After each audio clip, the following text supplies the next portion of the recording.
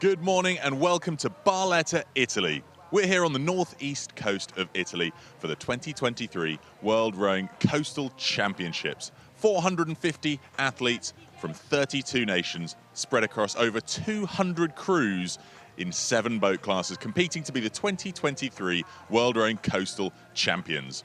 It's a hive of activity here on the morning of day 2. Yesterday we had the heats, some of the heats, and today we've got the remaining heats to look forward to from around 8 o'clock this morning here local time. In just about 10 minutes, the first of those races.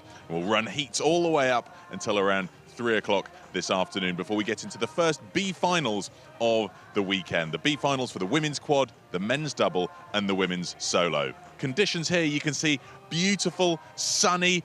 It's starting to warm up. It's a little bit chilly this morning, but you can see out there on the sea, beautiful, flat conditions for the morning. But what we have come to learn about Barletta is that as the afternoon goes on, the wind starts to pick up, it starts to come on shore and creates those choppy conditions that these coastal athletes absolutely love to race in.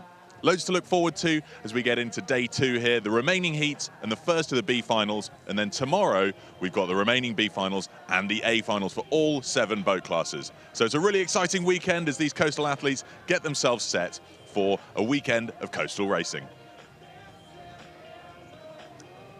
I'm here with Gwyn Batten, Commission Member and Chair of the World Rowing Coastal Commission. Gwyn, it's great to have you here. Can you tell us a little bit more about coastal rowing? So coastal rowing is all about being on the sea, and here at the World Rowing Coastal Championships we do the endurance format where we're out going offshore racing between 4 and 6 kilometers.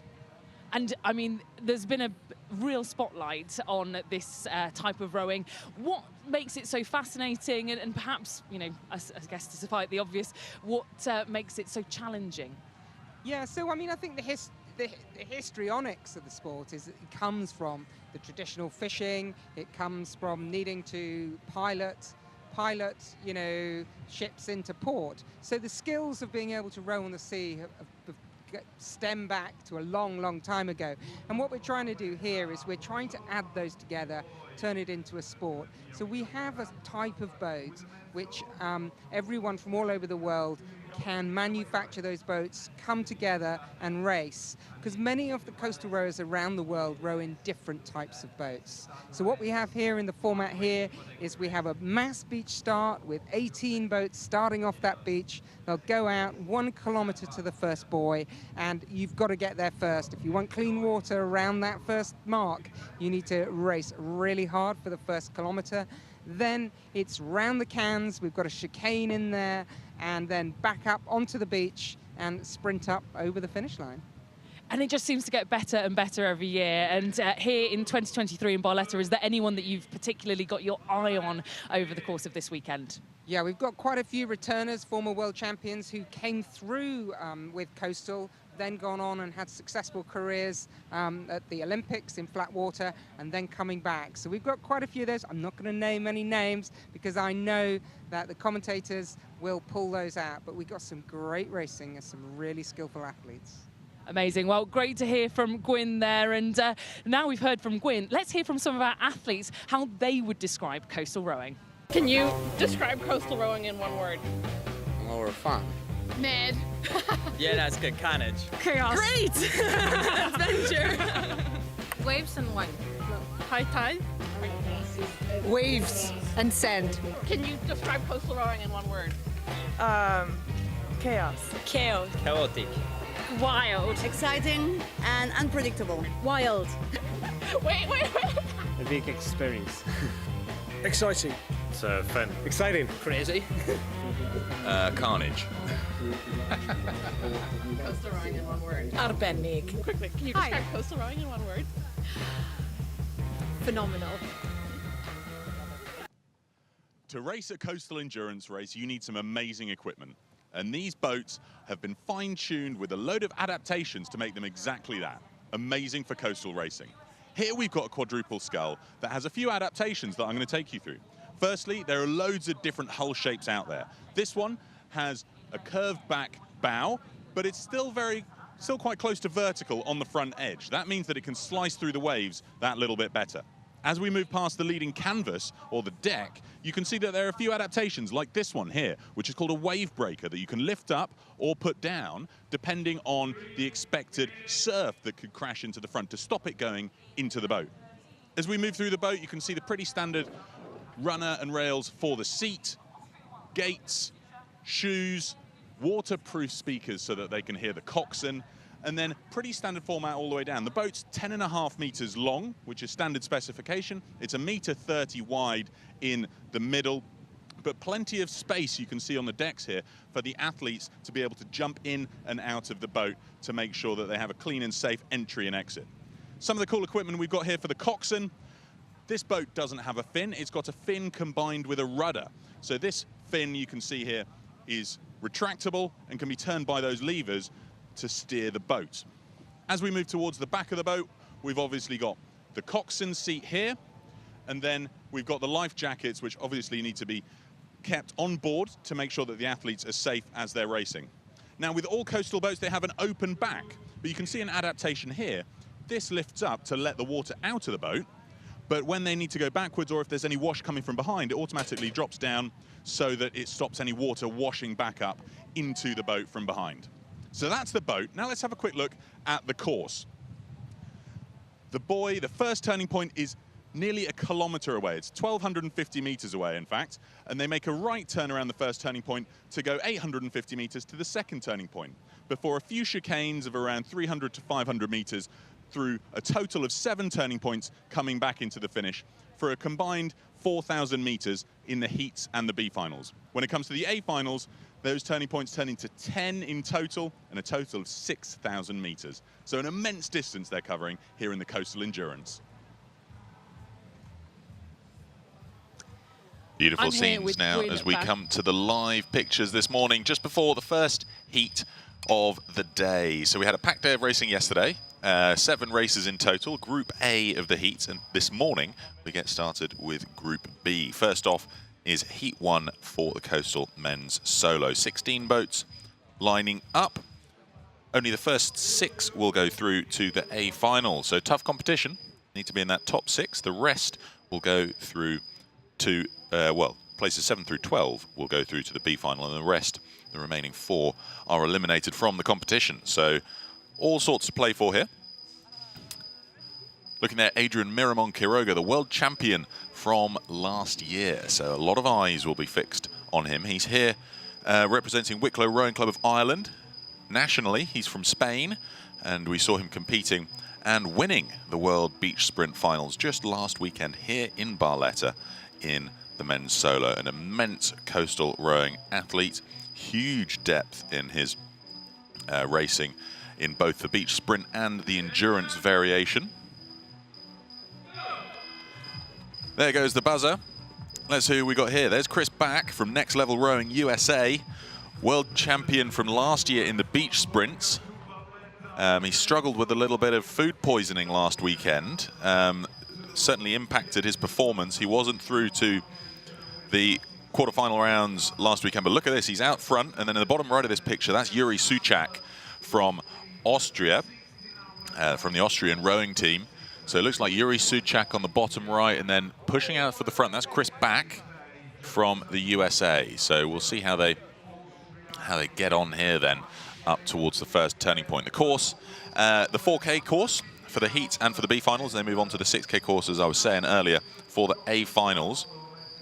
And this first leg out to turning point 1, 1,250 meters. So it gives them an opportunity for the field to string out a little bit before they have to make that first corner, which often, when it comes to the coastal rowing variation, and certainly the endurance with that turning point, causes a little bit of clashing. We don't mind that, though. We quite enjoy the odd clash here and there. But Chris Back, he's looking like he's gone out to go get it in this race, or at least to try and get to that turning point first. Here we can see the boat handlers for Tanaka Masataka, the Japanese athlete, but there are the distances. It's USA out in front of Great Britain 1, where we've got Gregor Hall in the top right of that picture, and then Yuri Suchak for Austria, just ahead of Portugal 1, where we've got Alfonso Almeida Sousa for Associação Naval de Lisboa. And then we can see Ukraine and Ireland 3. So Ukraine's Bohdan Hladchenko, the Central Sports Club of the Army of Ukraine. And he's just ahead of where we've got Adrian Miramon Quiroga, the world champion from the beach sprints just last weekend. We'll be able to spot Quiroga quite easily because he's in that bright yellow boat. So that makes that relatively straightforward. The position's starting to string out a little bit here. As we see Chris back, he's not slowing whatsoever. He's really gone out to set a fast pace at the front. Looking here then to Ireland 4's Alex Dunn of Wicklow Rowing Club. Having a good start. You can see them starting to condense down now. This is the sort of the middle pack trailing behind our leaders, Chris Back and Gregor Hall. So Adrian Miramon Quiroga in the yellow boat. And then at the top there, we had the Portuguese athlete Afonso Sousa ahead of Yuri Suchak for Austria. So a good start for Suchak. In the top 5 at this stage, just a margin ahead of Ukraine's Bohdan Hladchenko.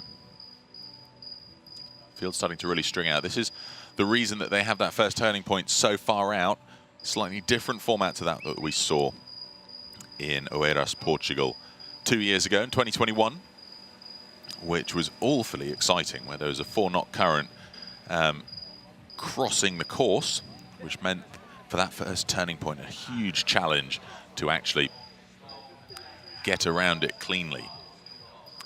But as we come up to this first turning point, Chris Back, he's got a few lengths clear water out in the lead at the moment. 2 years ago, he was 6th in the men's quad. Since he's been racing in the solo and certainly performing rather well. He started rowing just over 10 years ago back in Cincinnati, Ohio, coached by Mark Aurea.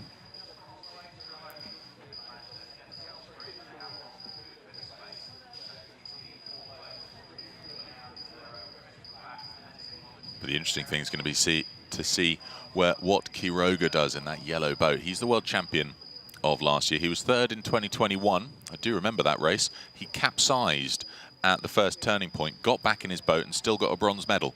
So he was back in as though he was just having to climb out of the water. He flipped his boat so quickly, righted it, and was back in it before anybody barely even noticed he'd been out of the boat. Chris Back, though, using his strength and power to get a commanding lead at this early stage.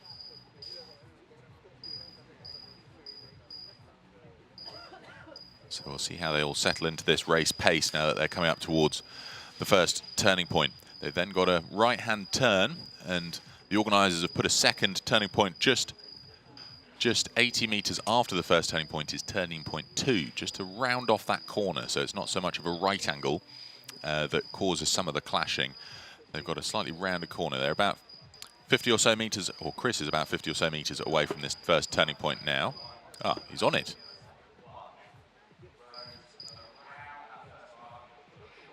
33 strokes a minute for Chris Back. You can see he's opened up quite a margin ahead of Gregor Hall for Great Britain, who's still holding on to 2nd place.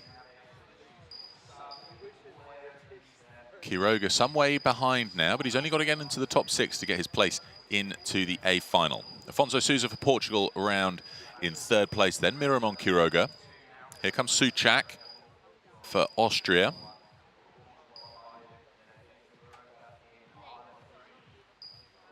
Suchak at 32 strokes a minute. You can see this is working quite well, that slightly rounded corner that the organisers have put in place. Stops them all pinching onto a tight corner, but Chris Back really is setting a commanding pace at the front here. He showed no sign of slowing. This next leg, they're going to go up 850 metres to turning point 3, so they're now running parallel to the coast. So the interesting thing is going to be to see now how they handle the shift around in the direction of the waves. So as the afternoon goes on, certainly we'll expect the wind to start to push the waves on shore. You can see here it's at a slight diagonal to their angle of attack and their direction, making things that just a little bit trickier to keep absolutely straight. That diagonal movement is going to push their stern and their bow around, but they've got to make sure they steer the straightest line, because on legs like this, where they're going parallel to the shore, it's so easy to go off course. They've got very, very few directional markers to their stern to keep them absolutely on track. Let me take you through the running order for around the first turning point. Then Chris Back led the way with a good margin, nearly 15 seconds up on Gregor Hall. Afonso Sousa for Portugal in third, ahead of Miramon Quiroga for Spain in fourth. We've then got Yuri Suchak for Austria, fifth place ahead of Bohdan Hladchenko for Ukraine in sixth. And then Daniel Salvador Garcia of Spain in seventh. Eighth round the corner, Franco Nicolas Repetto, also from Spain, ahead of Michel Hitier for France. And then Stefano Vinci of Italy in 10th. 11th, Josh Watkins for Great Britain. 12th, then Igor Baraksa of Croatia. 13th, Tanaka Masataka. 14th, we have Charles House for Canada. 15th was Alex Dunn of Ireland. And at the back of the pack, Jeremy Martin for Great Britain. So here comes Hladchenko for Ukraine, starting to move through Suchak, putting in a little bit of a push to try and take over fifth place. This is the dividing line we're going to be keeping our eyes on between 6th and 7th. Not between these two athletes, but anybody who tries to close the gap onto Suchak, who's now in 6th, because that is the difference between a place into the A final versus the B final. You can see the wide arcing turn that all these athletes are taking now that they're around that second turning point. The wider the arc, the greater the distance, so it's going to be very, very tough for them to gauge just how far they are off the racing line, because there are very, very few markers around them, and it's tough to look over their shoulder because they're now heading directly into the sun. So that split second where they look over their shoulder, they're looking for a yellow buoy that is completely blinded to them because of that sun. So the alternative is they've got to look for the boats that are ahead of them and just follow almost blindly the crews that are ahead, which means that it's all on Chris Back's shoulders to lead this motley crew of 16 athletes around our 4K course. Just 100 meters to go now until they make that third turning point, where they'll start to make their way inland before a little series of chicanes through up to turning point 7. Turning point 7 being the last one before they make their way back onto the beach. So I mentioned Chris Back was the world champion from last year in the beach sprints from Cincinnati, Ohio. Certainly making himself one to look out for here. Miramon Quiroga coming under a bit of pressure from Hladchenko. And then we can also see Suchak coming under pressure from 7th place, where we've got Daniel Salvador Garcia. Chris now around that third turning point, so we'll start to see the positions come through. Still Gregor Hall holding on to second, just making his way around. He's got a nice clean angle around that. Some of them you see take a little bit tight towards that yellow buoy, which means they've got to do a far tighter 90-degree corner. Obviously a lot more straightforward for them if they can carry some momentum around the bend. Miramon Quiroga just looks so leisurely out there. You can see that he is not going for the win in this heat. Just holding his form, now representing Wicklow Rowing Club of Ireland, but he's got his Spanish blades out there for patriotism. Miramon Quiroga comes around in 4th, which means Afonso Sousa has moved past. It doesn't seem to have bothered him at the moment. Hladchenko in 5th. It looks like Suchak's dropped into 7th now, as we see Salvador Garcia for Spain moving through, representing Club de Remos Algeciras.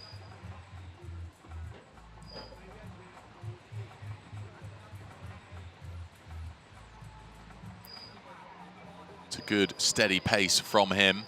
They're now going to come in on a line directly towards the shore, so you can see that it might be that little bit easier with regards to the navigation for them, because they're now not having to look over their shoulder into the sunshine. They'll be able to see the yellow buoy silhouetted against the backdrop of the earth, or the terrain in the background, making it that little bit easier to spot.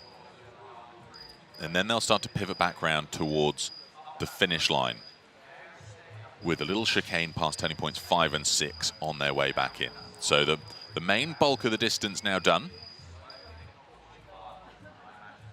Still the small places to battle it out for. We'll see if we see a push from Yuri Suchak for Austria.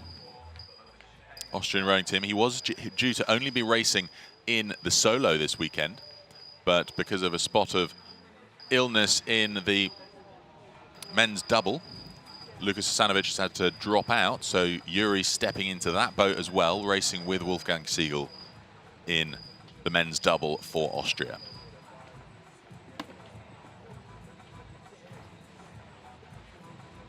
Yuri was 6th in the men's double last year with his partner Wolfgang Siegel, so I'm sure they're very well trained together. And you can see now it looks as though the slightly more challenging line by Miramon Quiroga, he's going to have to pinch back in towards that 4th turning point. Chris Back, though, just absolutely smashing the field in this race. Already on his way to the 5th turning point. It's then from turning point 5, just 170 meters across to turning point 6. That's the little chicane that we've been talking about. Not much of a chicane when it's 170 meters between them, but it won't be an issue for Chris. This is all about navigation. They're coming into the slightly shallower water now as they get closer, back closer to the water, back closer to the shore, which means that the water and the waves will be less rolling. You can see that as you get closer to the shore, they start to pinch upwards as the shelf below starts to raise those waves and gets it that little bit choppier. This morning, though, it's quite calm, so not too much of an issue for these athletes, which is why some of the stronger athletes that don't have to rely as much on their navigational prowess can do so well, although Chris has both of those elements in swathes. Later this afternoon, as the conditions really start to pick up, he'll get that a little bit spicier. So Chris still out ahead by over 100 meters on Gregor Hall now. I think that the position's sufficiently strung out for us to be clear on who's going through to the A final. Gregor Hall just holding a consistent 2nd place ahead of Afonso Sousa, and then Miramon Quiroga still in 4th. The only real shift is Hladchenko's moved up into 5th as we see Suchak drop back into 7th. Franco Nicolas Repetto moving up into 6th place as well. We see Salvador Garcia's drop back. He's now in 8th place. So a little bit of chopping and changing around that dividing line, that crucial line between 6th and 7th, and therefore places into the A or the B final. Towards the back of the pack, though, still holding on to 12th place and a place into the B final is Igor Baraska, hotel inspector from Croatia.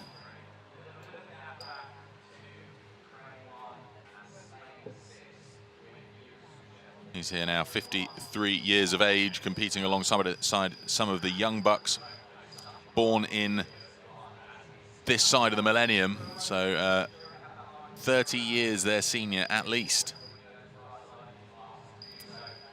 No issues for Chris around that turning point. Now that he needs to look over his shoulder, crucial that he can see, so he's got plenty of time to be able to take his sunglasses off. This is that chicane now, and then he'll be making his way back in towards the shore. Almost certain for a win in this first of the heats for the Coastal men's solo.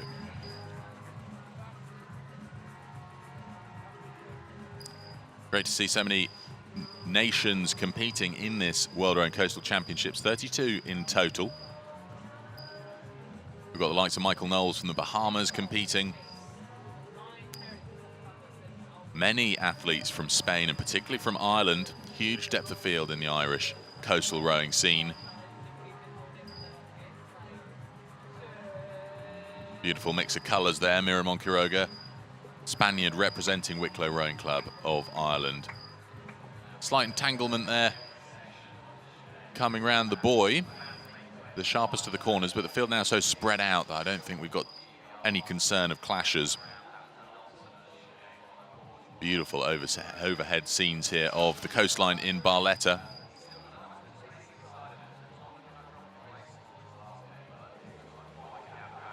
Chris Back just ticking it over at 30 strokes a minute, so he's been able to ease right off the race pace. Now it's all about coming in for a clean landing.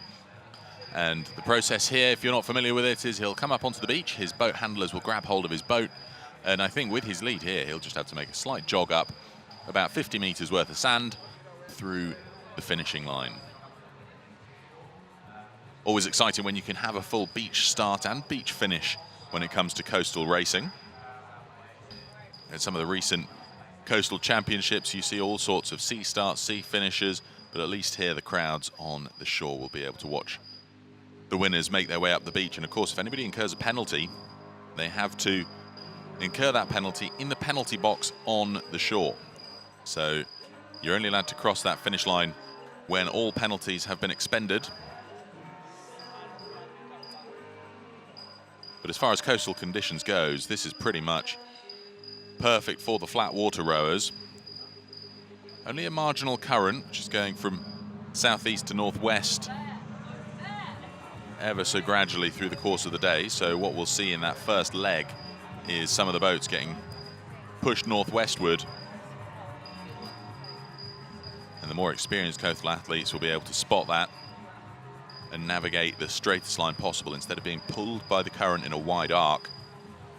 It just adds to the distance that they've got to row. So Chris coming back into shore now, you can see the distance covered, 200 or so meters before he makes it onto the beach in this 4K heat. When it comes to the A final that he's destined for, it'll be a 6K race. It'll go from 7 turning points all the way up to 10. He can feel that waves.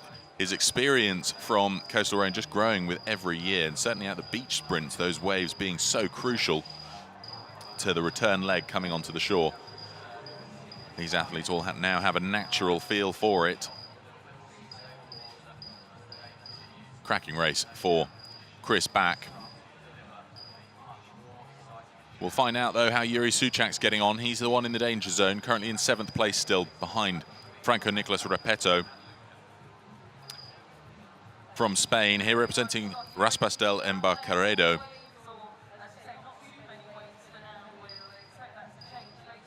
Chris, a much more measured approach to the beach landing than we saw from him last week. Good to see that he's over his food poisoning at least, and he's able to give absolutely everything into this Coastal and Endurance Championships with a commanding win in this first of the heats. So he's certainly going through to the A final. We'll tick these athletes off as they come through so that we can lock in and confirm who's progressing. You had a wonderful start. We'll talk to you shortly. And now we can get back to the water before we start with the interview. Luca Brugini, our local commentating all-star, ready to catch the action from these athletes as they finish their race. These leaders not too out of breath. I expect, though, we'll see places 6th and 7th, somewhat puffed out. There's Gregor Hall from University of St Andrews Rowing Club, Great Britain.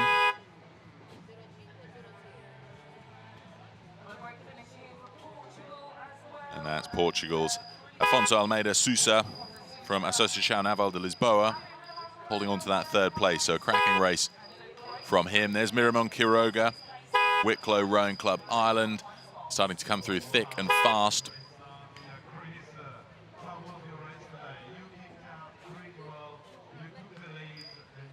Such beautiful scenes here on the morning of day 2 of the Coastal Championships.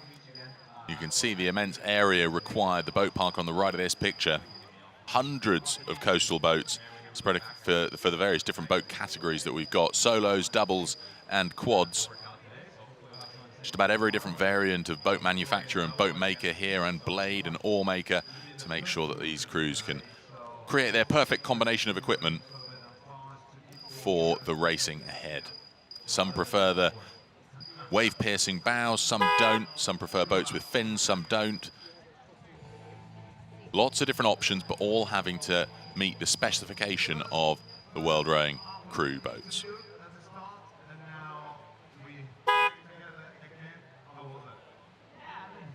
Fun. Exactly what expected. Unfortunately, I think I was 7th, but whatever. Train more, hustle more, and you achieve more. So with your experience, have you got any tips that you can give to all the other competitors here in Barletta? Train more on the sea. Just coastal, you know. It's a bit different than flat water. And, you know, you have to take it into account. Thank you very much and have a good rest. Yuri Souček, a bit of an all-star here in Barletta. He, at pretty much all of the coastal events, he's there holding court, the social secretary, some call him, around the coastal racing and coastal events. All of the athletes tend to go for a big old knees up at the end, and they tend to find out where that's going to be from Yuri Souček. Here comes Michael Hittier for Emulation Nautique de Bordeaux for France. He'll be going through to the B final. Cracking performance from him. Now the field really quite strung out at the back, so we're going to have to look at the dividing line between 12th and 13th to find those that still have a shot at another race this weekend in the solo. Only 12 boats progress from this heat. The rest are eliminated. Josh Watkins over the line for Great Britain, Jersey Rowing Club. He takes 10th place, so we're looking for the next two athletes to lock out who's going through to the B final. Michael Hittier was 9th, Josh Watkins 10th. There's that dividing line between the A final and the B final. Quite a margin separating 6th and 7th between Hladchenko and Suchak. Good 43 seconds or so.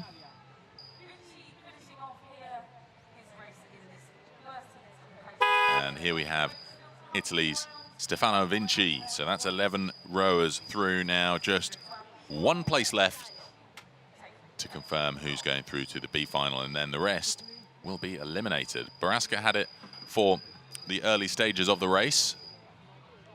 Our Croatian hotel inspector, that looks like him as he makes his way up the beach. It is Igor Barletta for Croatia. 53 years of age. What an athlete. Makes it through to the B final here in the men's solo. Fantastic performance. Often found on the coast of Hvar and Split in Croatia, making his way out to various B&Bs. I've bumped into him a couple of times there, to my great surprise. Never did find out what he thought of the hotel I was staying in. I'll have to ask him the next time.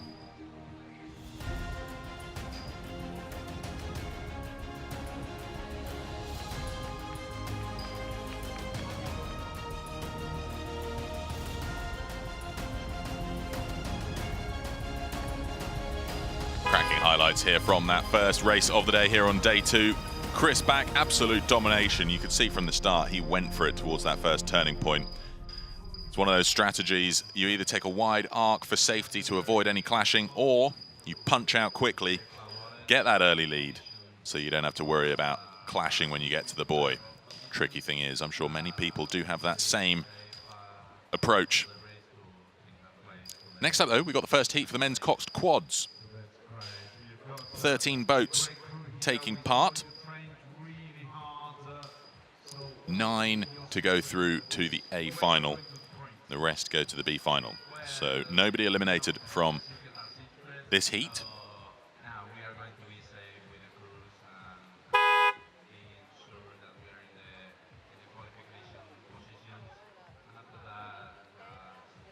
You'd hope that it'd be that little bit easier when it comes to the navigation, having a coxswain in. But I can tell you that first corner, certainly from the previous coastal championships of last year in Saundersfoot, Wales, Great Britain, and Oeiras, Portugal in 2021, the coxswains are just as aggressive as the athletes. So nobody likes to give up space or yield to a boat on either side of them. And we do see all sorts of clashing, which is why so many adaptations in these boats that I walked you through at the start of the program help to make sure that any water that gets in there washes out, and all sorts of safety equipment to make sure that these athletes, even when they're kilometers offshore, have all the safety equipment they could possibly need should the worst happen. We've seen doubles capsize. I don't recall having seen a quad capsize, not that we'd ever want to, but they do have all those life jackets on the back of the boats. So lining up in this 13-boat race, we've got Ruder Club Flensburg for Germany in lane 1, Can-Do Rowing Club for Ireland in 2, Société Nautique de Monaco in lane 3, Wicklow Rowing Club Ireland in lane 4. And then a composite with some pretty big names in it. Composite from Ireland of Portmagee, Rosscarbery, Shandon, Clom and Wicklow. Miramon Quiroga's in this boat, so he's just finished the previous race. I think that's why he'll have been taking it rather steady. He's now got to move over. You can see him in the bottom of that picture, getting himself set up, joining the Irish lineup. And then in lane 6, we've got Sportschule im Olympia Park, Germany, alongside their fellow countryman Alemannia von Hamburg. in lane 7. We've got Argo from the Netherlands in 8. Next Level Rowing Club for the USA in 9. Finish Line Shell Repair for the USA 1 in lane 10. And then Club Remo Torrevieja, Spain 1 in lane 11. Famous Spanish coastal rowing club. Looking here at the Monegascans, Société Nautique de Monaco, coxed by Thomas Orbel. And then completing our field, we've got Canottiere Verbanese, Italy 3 in lane 12, and Alesta Kurek of Turkey in lane 13. 20 lanes in total. And as we move through these heats and first rounds, not all of the lanes required. This is that Irish lineup, this composite crew. Keelan Mannix in the bows. He was 4th place in the solo last year.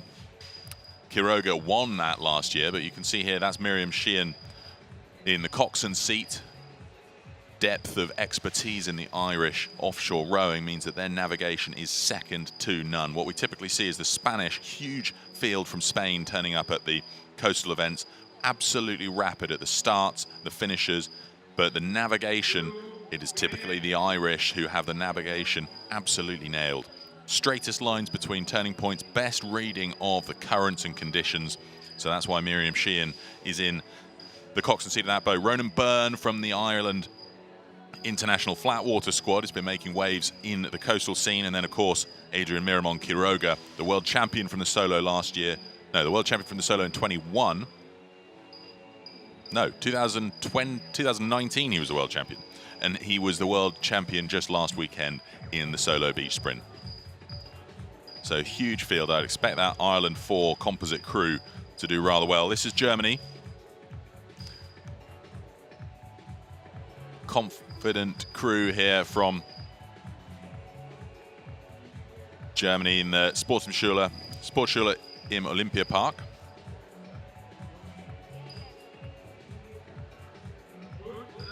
And then the Americans, John Huppy, Michael McKay, Philip Hoyle, Alexander Del Sordo, coxed by Whitney Powell, our rower / triathlete in the coxswain seat.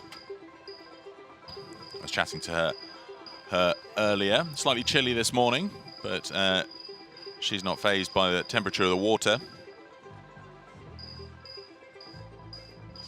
The USA right alongside Next Level Rowing, but this is Spain's Club Remo Torrevieja. We've got Ander Martin, the world champion in the mixed double from 2022 and from 2021.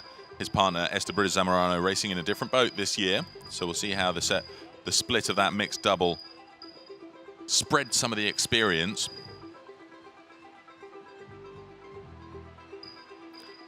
Looks like Germany's Sportschule Olympiapark pushing their nose out, opting for the slightly deeper water start. There goes the buzzer. Rules are both feet on the floor until the buzzer goes, and then you are allowed to step into the boat. Looking here, this is Alesta Kurek just struggling to get themselves settled into the boat as the others start to push out. Spain's Club Remo Torrevieja. I said that the Spanish were fast starters. That's them in the bottom right of the picture with the blue blades pushing for the early lead. I think it's going to be between them and the Irish composite crew for the lead to that first turning point. US, Italy at the bottom of the picture there. Canottiere Verbanese behind Club Remo Torrevieja. So I think the Spaniards have it through the first 100 meters. Interesting lines here. Looks as though in the top right there, that's Société Nautique de Monaco have had a great start. Ludovic Dubuis, we usually see him racing with Edwige Alfray. Supported here by Mathieu Montfort, Guillaume Blanc, Paul Mosser and Thomas Orbel. Very different line that they've taken. I wonder how we're going to see these two boats, Spain and Monaco, pushing for the lead, get around that first turning point. Interesting to see that Ireland currently back in 5th place to the Ireland 4 boat, the composite crew in 4th. Support staff here looking pleased with themselves for having helped their German crews off the starting line. You can see it's quite condensed in the middle of the pack there. USA had a great start. Look at this, that's John Huppy in the bows.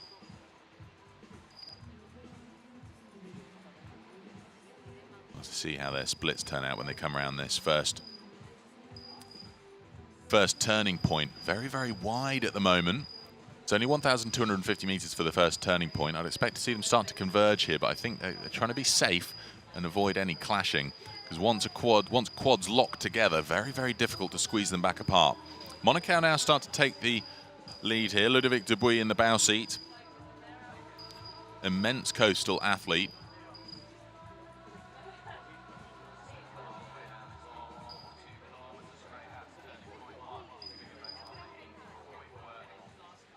Ludovic Dubuis, 5th place last year in the mixed double with Edwige Alfray, and 5th place in 2021. Relatively new set of athletes we see lining up with him, though.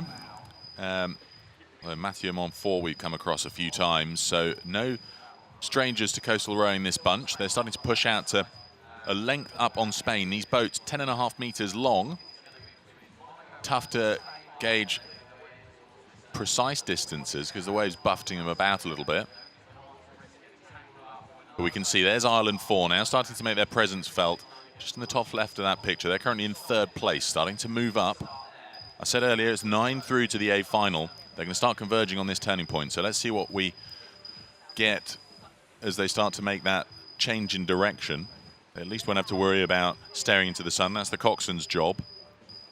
Because they're facing the right way, they'll have that moment longer. With some good sunglasses, they should be able to make out that yellow turning point in the distance. At least it'll be a black silhouette to them. We should see a relatively straight course.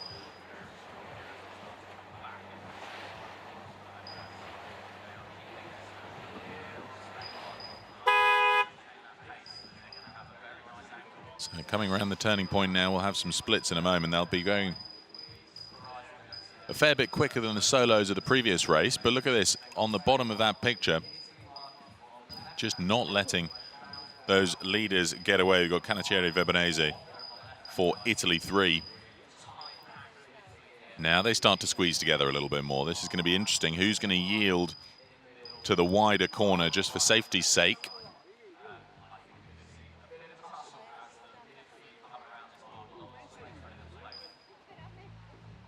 You can see they're going to take a slightly wider corner. That's why the organisers have put that second turning point in just 80 meters further round to force these crews to take a rounded corner rather than pinch round the buoy.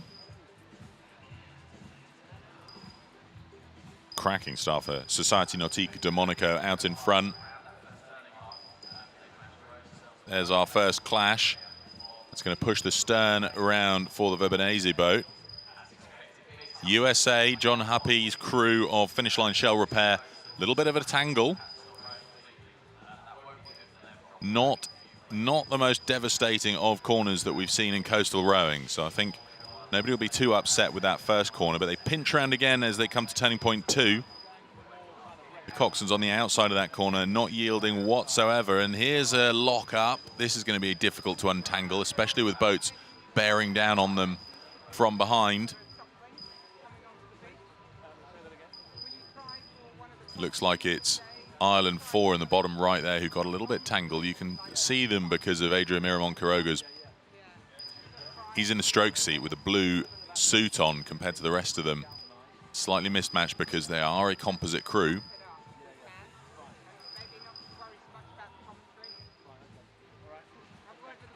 But a great start for Monaco here. Just feeding a bit of dirty water to the crew behind. As we see the field starting to string out a little bit now. Club Remo Torrevieja holding on to that second place. We need to look back at that dividing line between 9th and 10th, though. Places through to the A final versus the B final. Leaders, Monaco. Second place, we've got Spain's Club Remo Torrevieja. Third place is the composite crew from Ireland, from Portmagee, Rosscarbery, Shandon Clon, and Wicklow. Fourth place round that corner we had Italy 3's Canottieri Veronese. Fifth was USA 2's Next Level Rowing. Sixth place we had Ireland 1, Cairndhu Rowing Club with Anthony McGivern, Nathan Hull, Philip Beattie, Rory O'Connor and Ryan McNeil. Not far there stern, we've got USA 1 finish line Shell Repair. And then in 8th place, Germany 1, where we've got Alemannia Hamburg. And then in the danger zone, the Netherlands 1 boat. They're currently in 9th place from Argo. Jorik van Veen, Stan Janssen, Igor de Koning, Thomas Janssen and Ida Adrikem. We look to the front here, though. This is a bit of a push from Club Remo Torrevieja, pulling up alongside the Monegaskins. Kome Burutaran and Martin Domingo, the world champion from last year and 2021, with Estebriz Zamorano in the 2-seat, the tall man in the 2-seat of this Spanish boat. And then we've got Manuel Fernandez Lopez in the 3-seat. 4 is Carlos Gonzalez stroking, and then coxed by Rosa Terpasta. A great line from her, just moving around the Monegaskins. Rules of the road here, those being overtaken do not have to move their line. It's the overtaking crew that have to move around. So there'll have been a little bit of rudder work from the Club Remo Torrevieja boat. You can see the wake behind them as the rudder shifts them around, but they're just ever so gradually chugging their way past the Monegaskins. No real reason for the Monegaskins to have to respond, but you can see it's a right angle corner they're coming up to here. Beautiful drone shots we've got flying over Barletta. Let's see how they handle this right-hand bend. Great to have the support of the Italian Coast Guard here to make sure everybody's safe racing on the waters off Barletta. Spain make the corner first. You can see all the rudder work that needs to go into pivoting these big quads around. The boats themselves 130 kilos without the athletes in them, so they weigh an awful amount, which takes an awful lot of effort to turn them, particularly if you're working against the waves. But on a morning like this, not such a challenge. USA 2 currently in 3rd place. That's next level rowing. Benjamin Booth, Tadeusz Babiec, Michael Herman, Justin Stevens and Bennett Russell in the coxswain seat.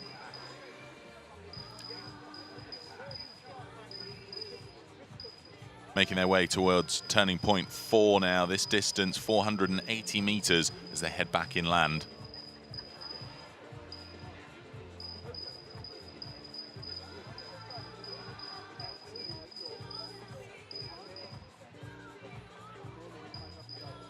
So these two pretty much locked at the front of the field. I think the Monegaskins will be keeping something in reserve for later on.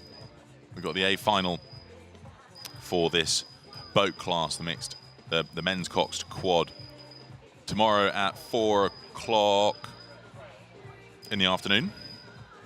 It'll be very different conditions tomorrow afternoon versus this morning here on day 2. I mentioned at the start of the program that the wind picks up as the day goes on. The land heating up, creating an area of low pressure, lifts the air upwards, which pulls the air in from the sea, creating that onshore breeze that really starts to kick the waves up into the afternoon. Some challenging conditions last weekend saw a reschedule of the racing to make sure that it was safe for athletes to compete in, and it was the surf that was just so challenging for the boats.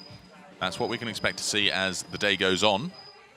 Hopefully not quite to the extent of last weekend, but enough to give these coastal athletes a little bit of a challenge of their coastal proficiency. You can see the 2 different hull shapes here between these 2 boats.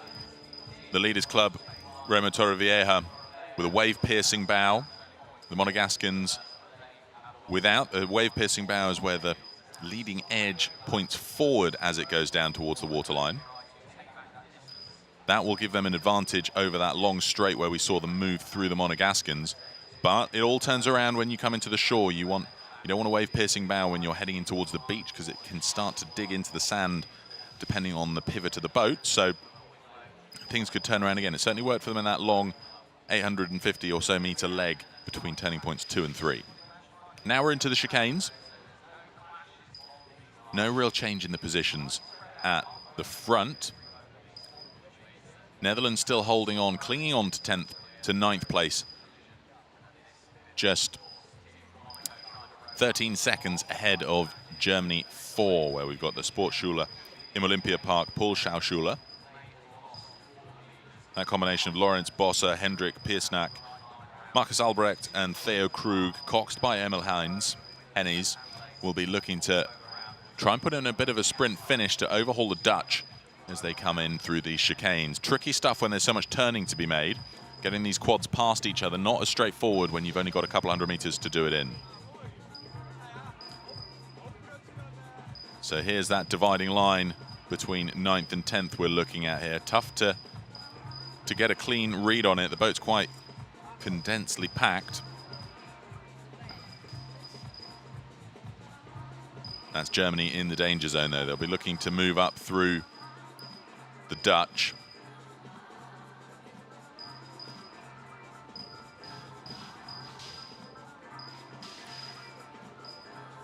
Pretty clean string of boats here. Moving through towards turning point 5. This is the chicane then, moving up towards turning point 6, 170 meters. Excellent navigation from the leaders. Coxed there by Rosa Pasta, holding just over a length on the Monegascans. I don't think the Monegascans will go for an overtake. No real need to. They can comfortably hold on to second place in this heat. Such beautiful overhead drone shots. You can see the gap. That's 9 boats we're looking at here. Large open water margin back to Germany holding 10th place and will lead the way into the B final. I don't think that they'll be able to close that margin down. 13 or so seconds between the Dutch, who here representing Argo, Royvereniging. That's places 1 through 9. 50 seconds separating first from 9th. These two have been locked in this race all the way from the start, pretty much. It was such a quick start from the Club Remo Torrevieja boat. They were the early leaders. The Monegascans put in a bit more of a push through the first K to get to the turning point first, but I think just a consistent race pace from the athletes of Torrevieja have just seen them gradually move up to the lead. And that's the leading 9. You can see there's about 150 meters from 9th to 10th, because that's Germany's Sportimschule Olympia Park on the left-hand side of the screen, making their way through the chicane now. I think we know who's going through to the A final. It's the 9 boats in the center screen. Little armada of camera crew and commentary boats following these crews around the course. They'll now take turning point 7, which is a 350-meter leg, then back onto shore and to the finish line. Alemannia von Hamburg, Maiko Benedikt Remmers in the bow seat, Hendrik Nagel in 2, Christian Veneman, Malte Hein in the stroke seat from the German Flatwater national squad, coxed by Anja Nordmann. Now they're going with the waves, so we'll see how they handle a little bit of surfing on the way back into the beach. Tricky thing with the wave-piercing bows is that when the stern gets lifted up, the wave-piercing bow at the front tends to bite, and that starts to spin the boat round, so much harder to surf a wave-piercing bow into the shore. Has its advantages out there in the rougher water on the long straights, but that's where these athletes need to be picking and choosing which hull shape they think is best for them, and where their strengths lie. If their strengths lie in the beach landing, or if they want to mitigate one of their weaknesses that might be the navigation out at sea, they may go for a wave-piercing bow just to help them cut through. Wave-piercing bows help to keep the boat flat. That's why they put them on, so that the boat doesn't bounce around and lose the momentum to oncoming waves. Let's see how they handle this exit then. Just one athlete allowed to run up the beach to get through the finish line. The rest have to stay with the boat and to make sure that it's handled cleanly. They have boat handlers who'll be waiting to assist them onto the shore. Typically, it's the bowman who leaps out first. So for Torrevieja, it'll be Buruturan in the bow seat. Oh, the sprint's on. Look at this. He wants to hold on to that win and the pride of place of winning the first heat. He does so for Remo Torrevieja. And then for Monaco, Ludovic Dubuis. And then here for the USA, we've got Benjamin Booth for Next Level Rowing, closing in 3rd place.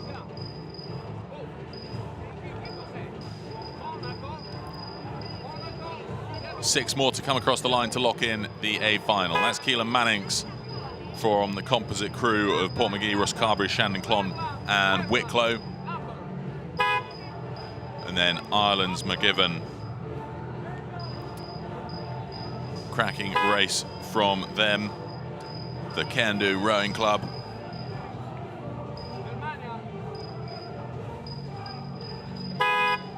You can see them all scrambling out of the boats. 5 garages they're allowed to land into, but there's competing 13 boats here, so they need to get them moved out of the way pronto to allow other boats to come into land. Strict rules to make sure that they land on a clean patch of beach. I'll pop down to Luca, who's going to have a catch-up with some of the athletes. Ladies and gentlemen, here we come with the men coxed quadruple scull, won by Spain, then Monaco and United States of America. Let's start from Spain. You had a great sprint at the end. How was your race? It was pretty fun and still yet so exhausting. So intense from the beginning, and then it was just trying to be as efficient as possible through the race. One of the toughest competitors for you was Monaco, and Monaco is here with us. What was your secret and how was your race against Spain? We don't have secret, we're just trying to go fast earlier and after trying to take a good direction. Third overall was United States of America. They were pretty close to each other. So what was your strategy today? Well, we're a kind of new crew, so our strategy was get together, swing together, and then luckily we had these fast boats in front of us to chase, keep us motivated. So looking forward to seeing you guys again tomorrow. So we'll see you all into the A final. Will be great. What are you going to do tonight to rest? You having an Italian gelato? So how you recover from a big race like today? Just have a proper meal, to be honest. Just chill out. And I don't know. That's it. Well, and let's see what United States of America are going to do tonight. What are you doing tonight to rest and recharge your batteries? It's all highly secret, esoteric action. So we can't wait to see you in the A final. Is anything that you might be changing to race the A final? I don't think so. I think I push so hard for the final. That's pushing out is definitely one of the best secrets. Of course, you all were winning. But before we wrap it up, can you tell me what's your favorite Italian dish, let's say? Pasta, gelato, pizza. I really want to see here as an Italian, what's your favorite? Pizza. Pizza for you? Yeah, I can agree, pizza too. And what about the American team?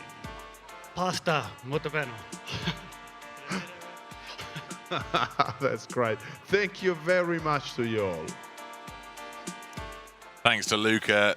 He's been creating an awesome atmosphere here on the beachside. A real party vibe. We've got DJ Mark Cavell up on a stand as well, pumping out the tunes that create the party atmosphere down on the beach. And Luca making sure that everybody has a good time. Look at this start though from Club Remo Torrevieja. Absolutely rapid stuff from them. The Spaniards always so quick. For the rounding of a first turning point, that was pretty clean as it goes. Torrevieja moving up through the Monegascans, Société Nautique de Monaco to steal the win in this heat. Great exit from Burutaran of Torrevieja ahead of Dubuis for Monaco. We'll see those guys go through to that A final. A finalists from the men's coxed quad. Here are those results. Spain won, that's Torrevieja. Société Nautique Monaco was second. Then we had next level rowing for the USA ahead of the composite crew of Portmagee, Rosscarbery, Shandon Clon, Wicklow for Ireland. And then Can-Do Rowing Club for Ireland ahead of Alemannia von Hamburg, Germany in sixth. Italy 3, we had the Canottieri Verbanese ahead of Finish Line Shell Repair from the USA. And then in that crucial ninth place, we had the Netherlands boat from Argo Royvereniging. Now I have the absolute pleasure of being joined here in the commentary box by Aubrey Oldham from Canada. Aubrey, good to see you, mate.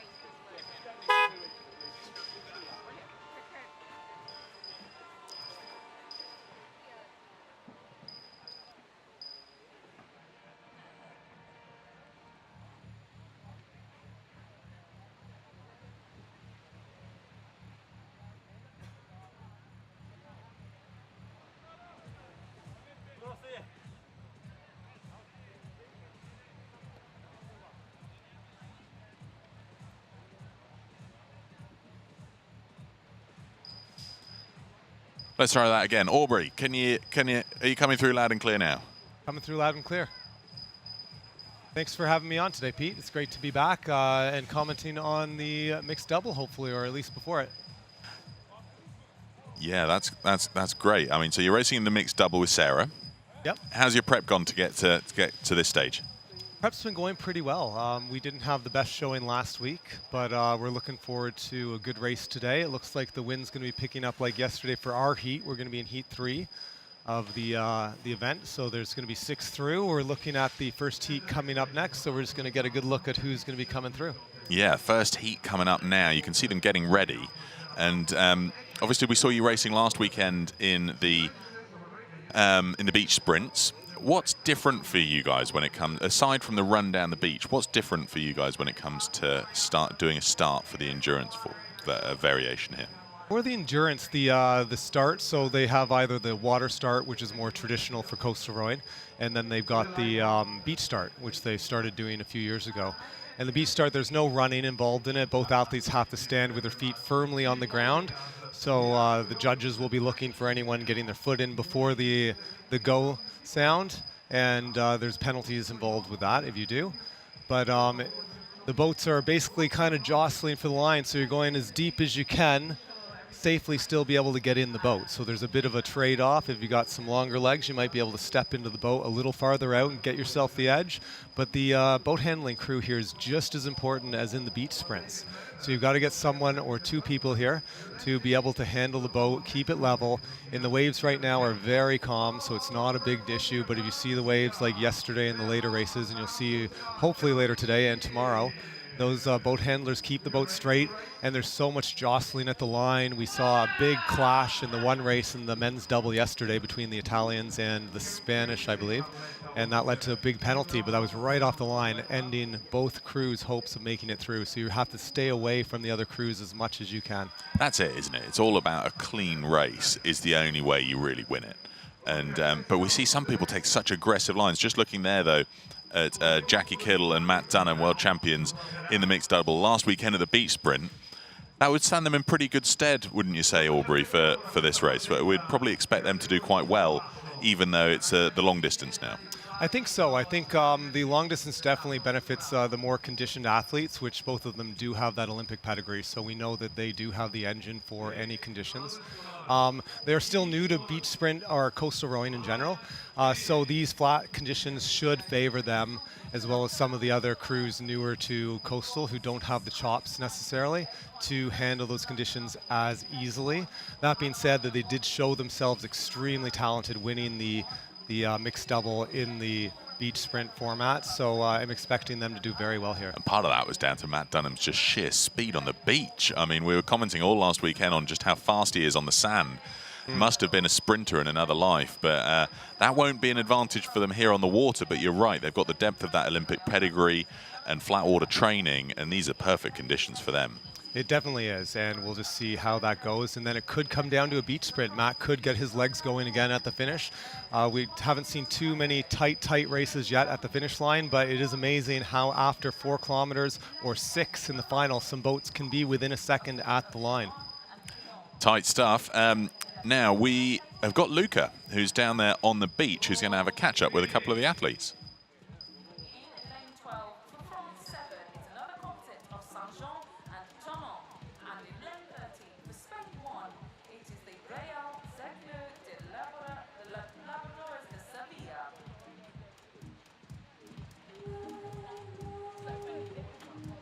Okay, we'll have Luca back in just a minute. I'm sure he's rounded up some of these guys to talk to. But we were chatting, Aubrey, and we just saw a second ago, we were talking about Jackie Kittle and Matt Dunham. And we could see Ander Martin from Spain, who's just raced in that Torrevieja boat that won the previous race. It's so cool to see them supporting each other. It really is, and you see that. You see a lot of crews with international support, more so here than in the beach format, because they do have a more integrated team with support staff in that other events. This one, you will see a lot of athletes sticking around on the beach, helping hold nations that don't have it. Even if they have other people, sometimes some athletes like Ander will go down and help those Kiwis. They were training partners the week before beach sprints in Spain in Italy at the Filippi camp, and the Americans were there also. So you see that camaraderie. These athletes have trained together. They want to support each other, even if it means that they might not win. Super. I think we've got Luca down at the beach now, so let's hear from him. Nervous. Yeah, nervous. What about you? Yeah, excited. Yeah. So you went out training yesterday. You sort of tested the course. What do you think about the course here in Barletta? Yeah, it's really nice. Chicane would be a lot of fun, I reckon. Yeah. All the best and good luck to you. Can't wait to see you racing, guys. That was Sarah Parfitt with Graham Davis from Runcorn Rowing Club, Great Britain. Sarah Parfitt from the GB Flatwater squad, retiring from the GB squad a couple of years ago, now enjoying coastal racing, which we see, Aubrey, we see that quite frequently, don't we? A lot of flatwater rowers, either in the twilight of their career, moving into coastals. We do see that, and I hope I'm not in the twilight of my career here, but I do feel as an older athlete here at beach and at the endurance format that it does actually, you don't fall off that cliff, which you do as a flat water traditional 2-kilometer rower. A lot of these athletes maybe don't have the 2-kilometer under their belts, but they know how to row in the waves. They know how to handle these conditions. They know how to move these boats, which are not light boats. They are very heavy boats compared to flat water, and you have to be able to pick that up and move them around the waves.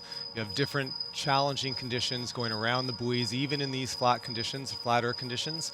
Going around the chicane, you might have someone coming in on the inside, clashing oars. There's a lot of dynamic aspects to this sport, which require a lot more than just that fitness and strength that the flat water does. And looking out here, we can see turning point 1 in the top right of the screen there. That's in the top middle of the screen there. That's where they're going for. That. What can you see in the conditions there? Is it just a direct straight line? Is there any current moving around? What do you see when you look out of there as an experienced coastal athlete? Right now the wind is actually coming off the shore, so it's not really affecting the boats as much as we saw yesterday. You could see in the earlier part of the day yesterday the wind was coming from the left of the screen, and it was pushing the boats towards that buoy, and they were going off course and had to steer accordingly. Later on in the day you saw the boats actually shifting and moving to the left as the wind progressed to come from that right side of the screen as you're looking from the beach. So the athletes will have someone on shore after pushing, helping direct them, but it's on the athletes to really compensate for those conditions.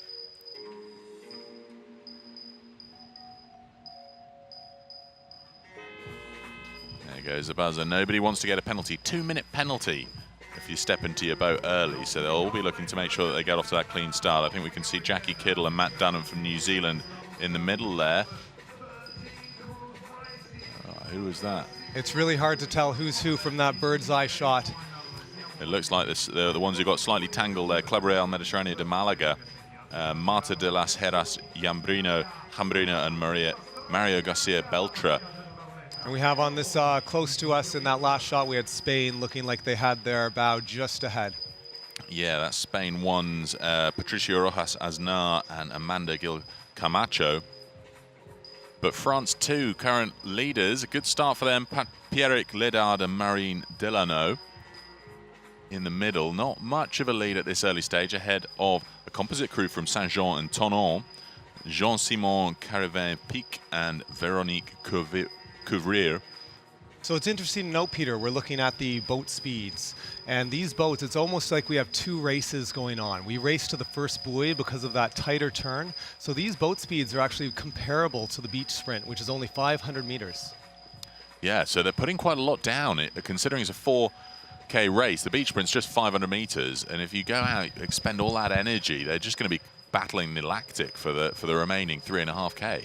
Yeah, it's a fine balance, but getting that advantage in this race, knowing that you're qualifying on position and not time, if you can get that lead and open it up before you get into the cross roll, which is from buoy 2 to buoy 3, you got 850 meters there. So if you can get that position, you might be able to hold on to it. So bottom left of the screen, that's Gil Camacho and Rojas Aznar from Real Círculo de Labradores de Sevilla, Spain. Rojas Aznar, bronze medal in the men's double in Oeiras, Portugal 2 years ago. Now joined by Amanda Gil Camacho. Looks like they're moving up to try and take the lead from France at the front of the field. We can see the boats are actually going through a little bit more swell than it looked like from the shore. So they're going to be challenged a little bit more, just going here, going up and down a bit, turning a bit side to side as they actually jostle, having to go around each other and give way or take advantage of crews that are moving out the way for them. So let's see how they come up towards this turning point. They'll be 100 or so meters away from it now. We can see Edwige Alfred and Vincent Noirot from a composite from Seine-Noir and Leon Calouir. France, Edwige Alfred, hugely experienced coastal athlete. She was silver medalist in the women's quad back in Oeiras 2021. This isn't unexpected to see them in the lead with all that coastal experience. Yeah, amazing start for them. So that's France out in front, ahead of France 2, where we've got Pierrick Ledard and Marine Delano from the Club d'Aviron en Mer de Barneville-Carteret. And looking again at the speed, you can see that they're actually just able to cruise, and they're the fastest boat in the field. They're out front right now. They are going for that turn and to really take advantage of their lead as they have it and extend that lead. Yeah, it's interesting. The graphic says France 7. That's France 6 out in front at the moment, the Edwige Alfred boat. So I'm sure that'll catch up shortly. But a very, very quick start from them. Surprised not to see the Kiwis making an impression at this early stage. As they come around this first mark, we'll start to get some split times from the GPS trackers in the boats, and we'll see just how far apart they all are. It's still quite closely condensed here. 6 to go through to the A final, places 7 through 12 to the B final, and as this is a 13-boat race, last place is eliminated. So, yeah, you're right, Peter. Aside from that lead French boats, the other boats are jostling for position behind them, and they're going to have to try and fit in, squeeze in, give way, or try and sprint in front to get around that turn easily. So considering the start that we've just seen here, what are you and Sarah going to do? I think we'll have the tactic of everyone out there and try and get to the finish line first. So to do that, we'll hopefully, I'm inspired by this race plan, and if they're going to be racing against us in the final, if we can get there, we're going to have to be right with them.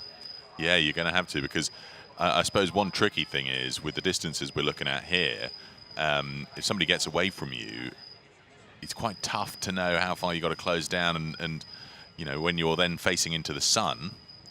Oh goodness, this is the Kiwis, Jackie Kiddle and Matt Dunham, who've got themselves a 60-second penalty. This could be why they aren't farther ahead than they are right now. Maybe there was something off screen. We didn't see a tossle at the start line.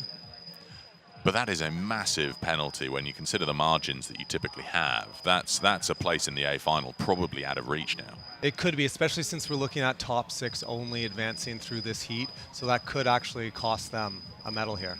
I think it's going to. I mean, you see the gaps here. There's, you know, it's a matter of those 3 boats all within a second of each other around that first turning point.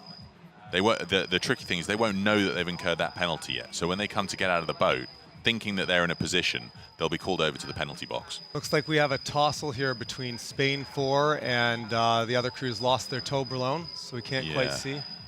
Mediterraneo de Malaga, that's Salvador Diaz Moreno, Teresa Diaz Moreno of Spain.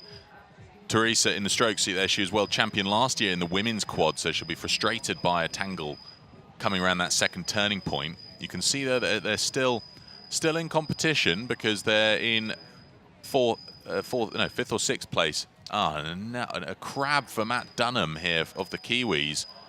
A real lobster, that one. It's really spun the blade round. I think this is going to knock them right down out of a final contention. It definitely looks that way.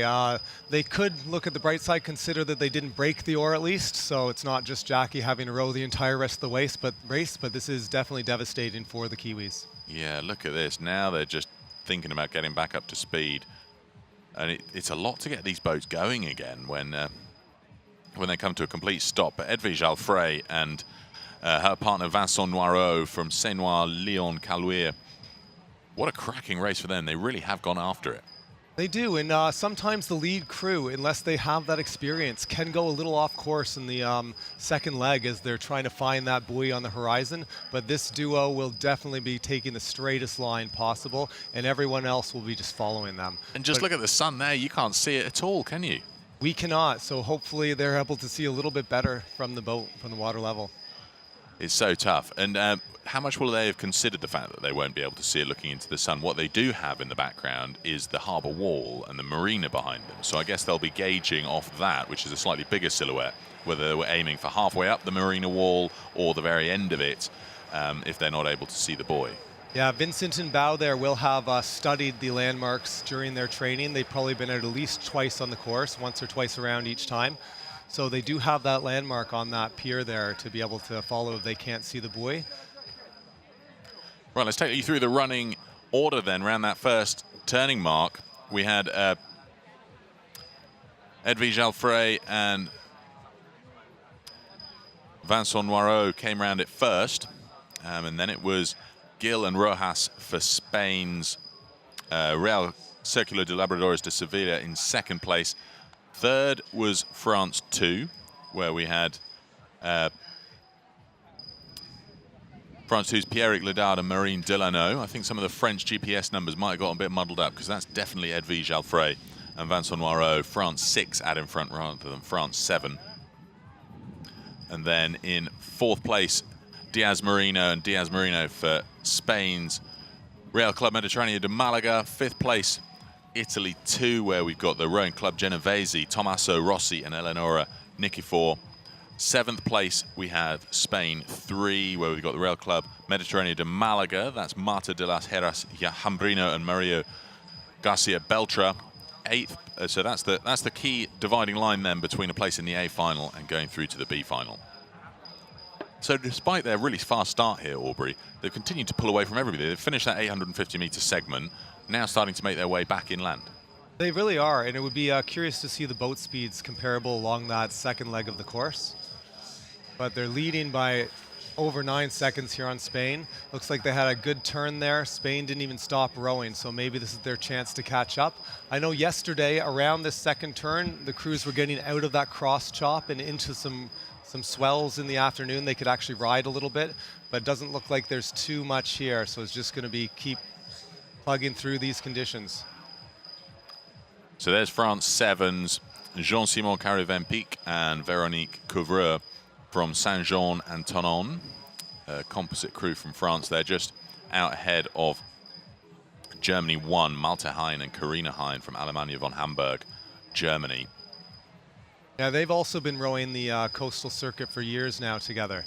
We've had the pleasure of racing them, Sarah and I, over the years. They were at the beach sprints one year even. Did I see you giving them a hand with their boat handling?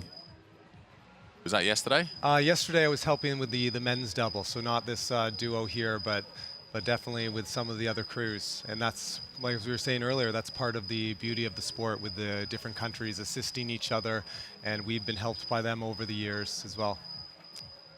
It's so important, that, and I do enjoy the fact that we see all sorts of different athletes stepping in and out of boat handling roles and helping to make sure that they get off to clean starts, which is very different to many other sports, because you want to beat the best. You don't want to have things get in the way. So it's looks like a bit of an overtake happening in the middle of the field there. This is one of the last long segments as we come from turning points 3 to 4, 480 meters between the two, and it all then starts to tighten up as they'll make their way towards the chicane from turning points 5 to 6. So they've got 480 meters here, then 500 meters towards turning point 5. It really does, and I'd say as an athlete in this event, if you're not in the first two boats here well ahead of the field, you are still fighting for those spots, because anything can happen. If you have a crab, like Matt Dunham did, in one of these lead boats, that could lose the positioning, so you have to push ahead. There's not much, even the between 6th and 7th, the qualifying and not qualifying positions. They still have to fight for those. Still a lot to compete for here. So this is going around turning point 4, 500 meter run into turning point 5, and then a quick chicane around turning point 6 before they make their way back in to the beach. And how do you find it when you're rowing between these turning points, Aubrey? Because the waves start to come at you from different angles, so you've then got to really shift the way that you steer to keep straight, because those waves will be buffeting your bows round. What are you looking for when it comes to steering? Are you relying mostly on looking over your shoulder, or do you try to have landmarks lined up behind? This year I'm just doing the double, so Sarah gets to do all of that hard stuff and I just get to put my head down and set the rhythm. But when you are out there, you have to really take into account the conditions, and that's why it's really important to try and train at a similar time to racing the following days, because the conditions do change throughout the day, and it seems to be more consistent day to day than it is throughout the day. So if you're going to be coming from position buoy 3 to 4 down with the wind, then you're going to be getting a bit of a crosswind from buoy 4 to 5, and then you have to adjust your course. You might be heading meters off of the buoy instead of directly to the buoy, so that when you get there, you're at the point you want to be. So there's quite a lot to think around and quite a lot of sort of preempting what's going to take place. But as we come around towards the next turning point, we'll start to get a gauge on who's in that danger zone. It looks like it's still Malte Hein and Karina Hein holding 7th place behind 6th place, where we've got Italy 2's Rowing Club Genovese. Not much of a margin separating them there, though. It's a matter of under 10 seconds. Although that's a few lengths when you consider it out there on the water. You can see now in this footage, so you can see the rules are coming in a bit of a swells from the stern, but also from the cross. So it's going to be a little more challenging. You cannot ride these. You're just going to have to keep things steady and level as you go. 100 meters until the next turning point. And what would you be doing here if you were 10 seconds down? You wouldn't know you're 10 seconds down, but you'd be able to see over your shoulder that you were a few lengths down. Presumably, you'd have to empty the tank. Oh, you definitely have to. This is survival. If you are not in contention, you have to go for it. This is your round.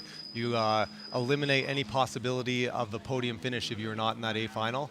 So you're going to fight like it is the A final just to get there. And just interesting looking at them going around that corner, the different hull shapes. What would you be going for in terms of the hull shape? We see the leaders have one of those wave-piercing bows. Do you find that that's a strong consideration in how you select your boat?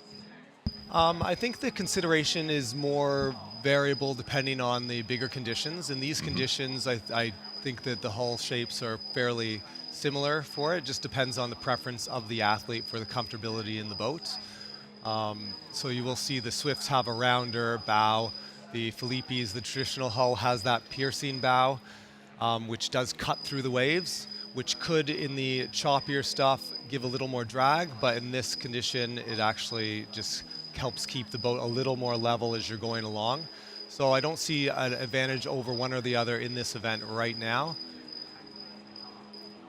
What a cracking race, though, for Edwige Alfred and Vincent Noirot of Senois and Leon Calweir. I mean, this is just the sort of race that Edwige hopes for. I mean, we've seen her get into some pretty big tangles in the past, but it is her prowess and experience in coastal rowing that just serves her so well, and they went out for a really strong start.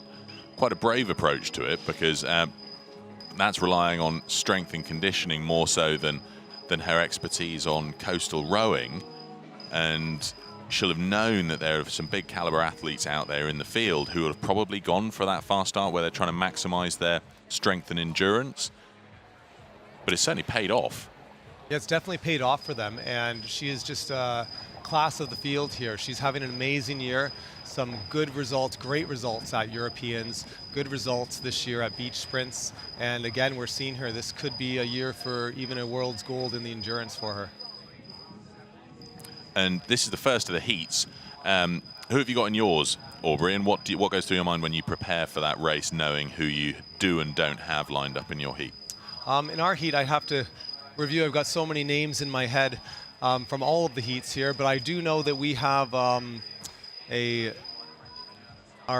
good close friends, but also our enemies on the water, the Americans, Christine Cavallo and Corey on the in the same heat as us, so we'll be looking to race against them. Yeah, there you are. You've got Corey Rogers and Christine Cavallo. Yeah. You've also got Monica de Casca and Ronan Byrne from Ireland. Yeah, the Irish are going to be definitely ones to look for. Been talking to Ronan this week about different races, so hopefully he gets a little tired in the quad. Yeah, lots of doubling up. But then you've also got, who have we got here? The Finnish. Joel now Karanen, he's a big fella, isn't he? He's a very big fellow, and they've also done very well this week. I believe he qualified in the men's double as well already, and in the women's quad as the coxie. In the women's quad as the coxswain. Yes. That is exciting to look forward to. How amusing. That's an awful lot of muscle for them to tow around the course, isn't it? It is a lot of muscle on that course. He's, we can safely say, the largest, most defined coxie on the water. Right, we're going to see the first few boats win out in this first heat of the mixed doubles now. Edwige Alfray and Vincent Noirot for France, certain for the win, ahead of Amanda Gill and Patricia Rojas Aznar for Spain from the Real Circulo de Labradores de Sevilla, coming in for second. Even making the last turn coming into the beach, you're down the chute of the beach sprint course from last week. Some crews are struggling to stay straight down that chute, and they are going wide to either side, which could give an advantage to a crew coming in and giving that last burst. Well, there's the win for France for Senois-Lyon-Calouire. So the finish line this year, I don't know if you talked about it before, but in previous years they've used timing chips over the finish line. This year they have just gone with a camera finish, and it is, as in a running race, just the torso over the finish line. So they have Sharpied their country code and boat number on each of their side of their legs, you'll see. So that's how they're identified coming into the line. This packed field coming in close order. Diaz Moreno of Spain 4. That's the Real Circulo Mediterráneo de Malaga. They were in 6th place. So I believe that's our 7 through. We'll wait for the official results to confirm who they are. But Aubrey, it's been an absolute pleasure having you in the commentary box. Thank you, Peter. And your race is later on today, and we're going to be all wishing you well for that, mate. Well, thank you very much, and I wish my competition well, and I hope that we have the best race we can have. Cheers, Aubrey. Thank you, Peter. Great to see you. And in just a few moments, we're going to go down to Luca in the commentary box. But I've got another friend who we've seen racing joining me now in the commentary box. Yuri Suchak was out on the water. So we're going to chat to Yuri in just a couple of moments' time, because we've got Luca down there on the waterline. So let's catch up with Luca. Ladies and gentlemen, here is the winner. What a magic race today here in Barletta. Well done. How was it? It was a very, very hard course with a small wave, but the wind in the whole frame is difficult, but a good course. Yeah, it was a good course. You said that. What about when you were out in the middle of the ocean? Was it choppy, flat water? How's the water over there? We couldn't really say it. No, it's just a small wave, but the direction is in the whole direction, and it's a very washing machine. That's really good to hear. And the Spain again, Spain qualified again. You were going so fast today. So how did you make it? Bueno, ha sido una regata muy buena, muy complicada porque nos hemos chocado y todo, pero después hemos sabido aguantar. También hemos visto que íbamos ya entre los 6 primeros, entonces hemos mantenido más que otra cosa. You happy about today? Sí, yo estoy muy contenta y somos muchos barcos del mismo club y el domingo veremos. That's great, but I've just seen United States of America, who just finished the race. Was really tough, but you managed so well. How was it out there? It was definitely tough. Yeah, that's all I got. A lot of hard racing, good racing. Yeah, that's all I got. I saw you talking to the coach before the start. What did he say? What did he say before the start? He said, just go for it. He said, it's time. All the work's done. Just go for it. Well done to you. Well done. What a magic paddle here. We really enjoyed all the athletes racing. We are hearing their voice, but this is just the start, because this afternoon we can't wait to see all the finals with all the protagonists, all the athletes that will win the medals, and we can play with them. I'm sure there will be a lot of celebrations. Barletta is such an amazing location where to host the World Champion, and we are all really enjoying it. Luca Bragini, our local commentator down there, catching the latest from all these athletes. But I'm here in the commentary box with Yuri Suchak. Yuri, you raced this morning. How was it? I would say, yeah, I mean, it was fun. It was pretty flat water conditions, and it was not that hard to row. But unfortunately, I would say, like, my strategy didn't work out. What was your strategy? So you were in the solo for Austria, just so everybody knows, yeah. Like, my strategy was, like, you know, to chill the heat and not really go full way. But unfortunately, this exactly attitude didn't really work out, because the Spanish guys, like, at the a bit more complicated, let's say, part of the race, they were just stronger. So this wrong feeling where you think, oh, I have like enough power to go up if it's needed, it wasn't really effective enough, because you just cannot like row there. I mean, it was fun, because, you know, you learn. It's there are no hard feelings. So I believe, like, you know, for sure it's a good experience just to know that, you know, that you have to, sometimes you have to push even more and to build up a bit more advantage before you can say, okay, I'm on the safe side. Yeah, so you came in 7th, which means you're going through to the B final. Yeah. And what are you going to do differently in the B final? You know, I mean, B final, I would say I would love just to enjoy it. It's nothing more, actually. I mean, every race is same. I would say just not think that you're on the safe side, and probably like to continue going up, like, let's say, till the end, and try to build up bigger advantage in order to just to be safe. I mean, because sometimes just if you lose already 4 boat lengths, then it's much harder, like, to win. And later on, so you're not out of it all just yet. You've got the B final to look forward to tomorrow for the solo, but you're still racing in the double with Wolfgang Siegel. Yeah, of course. I mean, how did that come about? You know, we have a pretty already worked out duo, because we were racing. It's not our first coastal race. We didn't do any training, because there was actually the intention to concentrate on the single. But then the partner of Wolfgang, he just got ill. They were racing also, like, in the beach sprint earlier this last week. So I think they performed pretty well with Chiara Halama. They were performing good. Like, I mean, for our country that is intercontinental, so, you know, I mean, you have to be realistic that you cannot perform like people like that are all the time like training in the coastal conditions. But during this week, he had some health issues. But I believe that today they even try to go in the mixed double, and I wish them all the best for sure. Good. Well, I'm pleased that means we get to see you race twice tomorrow.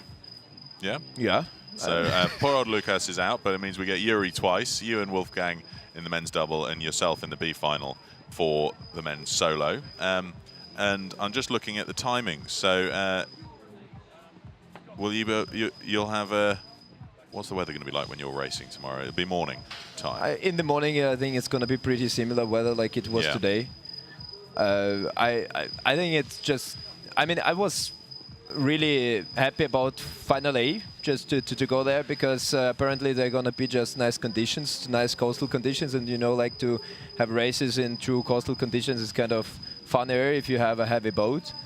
And, you know, there is just a general difference between flat water boats and coastal boats. Coastal boats are just much more heavy, and for small people like me, so that are not having, let's say, 1,000 watts on air, that just, you know, keeping, trying to maintain the speed.